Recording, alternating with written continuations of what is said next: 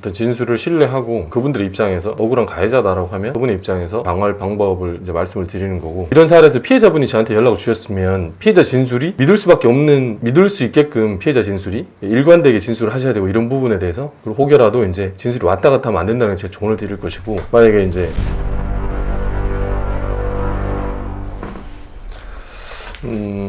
오늘은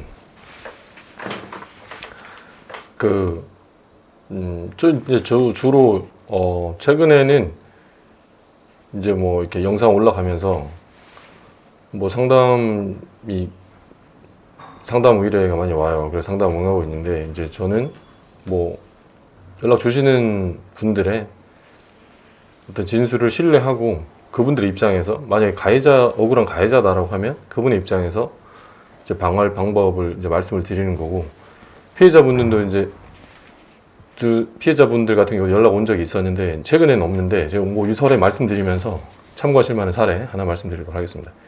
이게 뭐냐면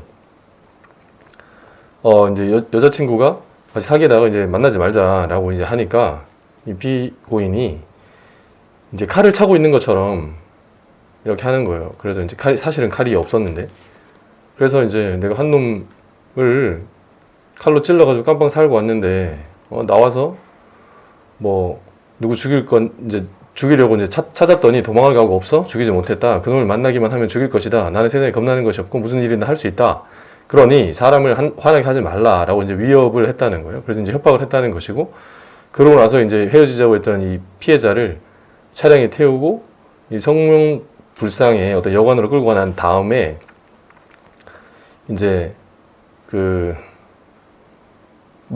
그 1차로 이제 한번 때려서 피해자를.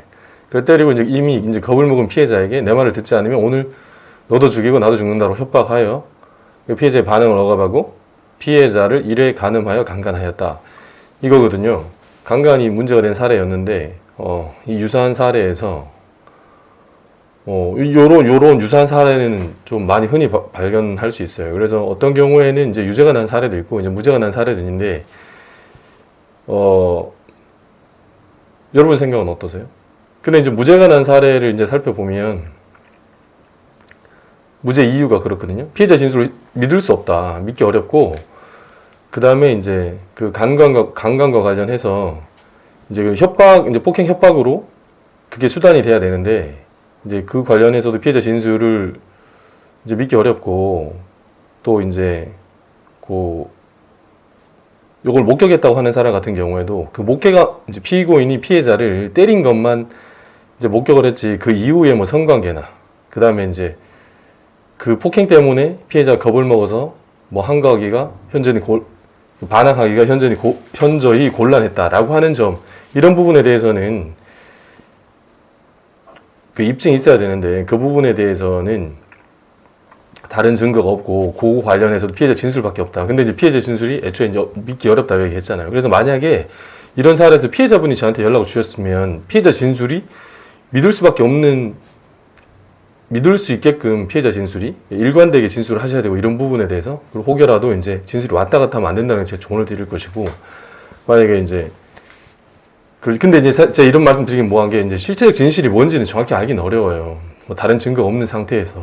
근데 진짜 예를 들어서 억울하다, 가해자 입장에서 저한테 연락 왔다, 예를 들어서. 그러면 이제 내가 때린 거는 맞는데 그때 당시 그 폭행하고 간음하고 인과관계가 없다라거나, 그래서 그때는 사실은 내가 부적절한 행위를 한 건 맞는데 강제로 간음을 했다, 폭행은 내가 이제 인정하더라도 강제로 이렇게 할 그런 건 아니었다. 이제 피해자 입장에서는 그렇게 이제 거부하거나, 그리고 또 이제 항거하는 게 이제 곤란했다, 이런 식은 아니었다라고 이제 얘기를 하겠죠. 근데 뭐 심정적으로는 칼이 있는 것처럼 이렇게 하고 했으면은 관계 유죄로 많이 보이긴 하는데, 근데 제가 제가 한 게 아니니까. 근데 참고로 말씀드린 건 뭐냐면, 제가 부적절한 거 있잖아요. 법적으로나 뭐 도의적으로 부적절한 행위를 한거하고 그보다 더 큰 법적 책임을 지는 게 좀 다른 문제예요. 성매매를 하긴 했지만 뭐 강간에 대해서까지 책임을 져라, 이렇게 하는 건 적절하지 않잖아요. 내가 이렇게 때린 건 맞는데 그게 인과관계가 그게 원인이 돼서 뭐 더 큰 책임을 져라라고 하는 거는 다른 문제여서 그런 부분에 대해서 말씀드리려 하고 참고하시라고 이제 판례 하나 말씀드렸습니다. 이상입니다.